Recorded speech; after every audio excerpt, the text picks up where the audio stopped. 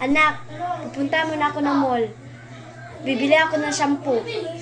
Bantayin mo na muna yung bahay natin na baka manakawin yan. Hindi mo na papasukan ng laing tao. Opo, Nay. Hindi ko papasok sa laing tao. Sige po, Nay. Bye. Na, nabili pala yung wallet ko. Tao. Anak, yung wallet ko na naiwan sa bahay natin. Opo, Simon. Baka mananakawin kami dito, ha? Go. Opo, ako yun. Bakit? Ako yung mama mo. Ano? Hindi to totoo. Mama kita.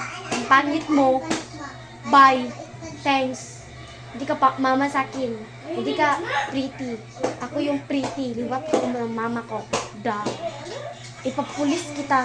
Dahil hindi kita ang totoong nanay.